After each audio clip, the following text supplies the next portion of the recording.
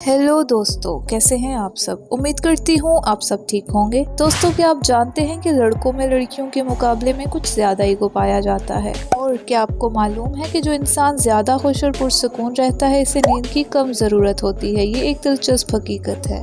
और दोस्तों, आप ये जानकर हैरान होंगे कि दुनिया के ज्यादातर ड्राइवर्स खुद को दूसरों से ज्यादा माहिर समझते हैं। ये सिर्फ एक आम साइकोलॉजिकल फैक्ट है। दोस्तों, आज हम आपको बताएंगे कुछ मजेदार नफ्सियाती हकाइक जिन्हें जानकर आपके इल्म में इजाफा होगा। नंबर 1, सोशल मीडिया पर बहुत ज्यादा शेयर करने वाले लोग अक्सर हकीकी जिंदगी में इतने खुश नहीं होते जितना वो जाहिर करते हैं। जो लोग अंदर से खुश होते हैं उन्हें बार बार अपनी खुशी दिखाने की जरूरत नहीं पड़ती। सोशल मीडिया का इस्तेमाल जरूरी है, लेकिन इसे अपनी खुशी का वाहिद जरिया ना बनाएं। नंबर 2, हम सब मजाक करते हैं, लेकिन साइकोलॉजी के मुताबिक ऐसे हालात में मजाक से परहेज करना चाहिए जब किसी को दुख पहुंचे या शर्मिंदगी का सामना करना पड़े। किसी की जिस्मानी या जहनी कमजोरी का मजाक बनाना इंतहाई नामुनासिब है और बच्चों को मजाक में रुलाना भी गलत है, इसलिए हमेशा एहतियात से मजाक करें। नंबर 3, साइकोलॉजी के मुताबिक दोस्ती की 3 किस्में होती हैं। पहली किस्म वो होती है जो सिर्फ खुशी और मजे पर मबनी हो, जैसे स्कूल के दोस्त या पड़ोसी।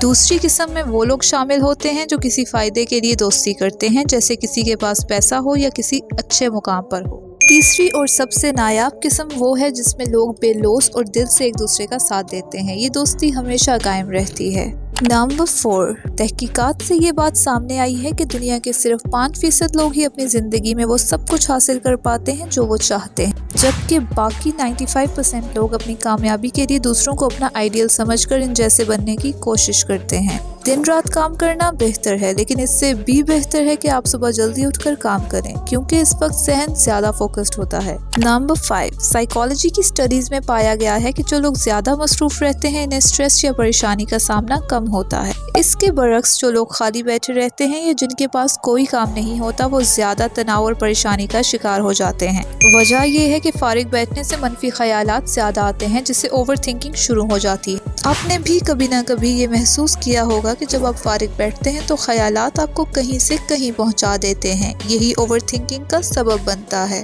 खैर, आज की वीडियो के लिए इतना ही। अगर वीडियो पसंद आए तो वीडियो को लाइक करें, चैनल को सब्सक्राइब करें और बेल आइकन को प्रेस करना मत भूलिएगा। शुक्रिया।